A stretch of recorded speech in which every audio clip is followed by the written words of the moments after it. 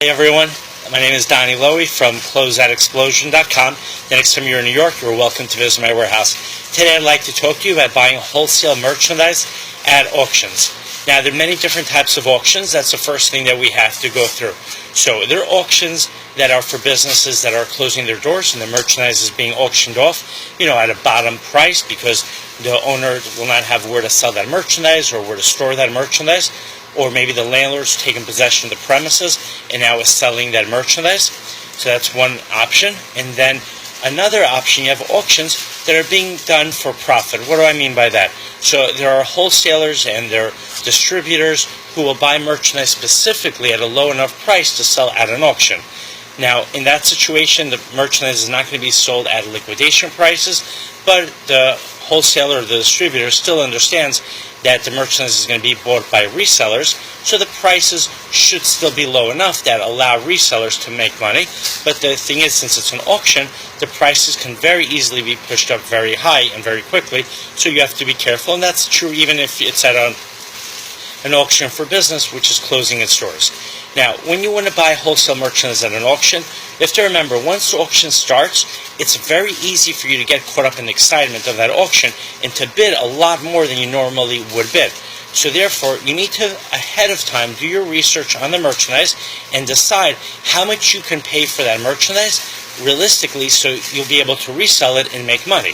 Now, you might actually be able to pay more for it, and ideally, of course, you want to pay less, but give yourself a range. In other words, let's say you can sell dresses for $50. You can go to an auction and there's dresses there for $30.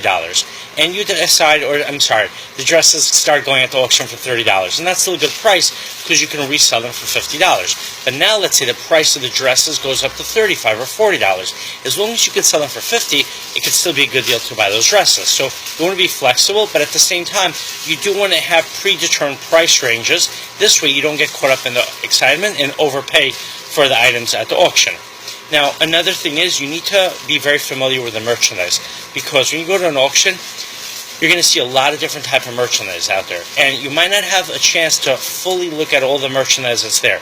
So if you are familiar with it, you're going to have an idea what challenges you might have with that merchandise. For example, let's say it's an auction for a shoe store that's closing its doors, and you're very familiar with the shoe business. So you might realize, at a shoe store, by the time the shoe store is ready to close, it's already sold all the most popular sizes. So the sizes that are available are not the most popular sizes. So you'll have to ask yourself if you can still make money by buying those shoes and selling them. Now, if you have people who do need those sizes, you can sell them to stores that do need those sizes, then that's fine.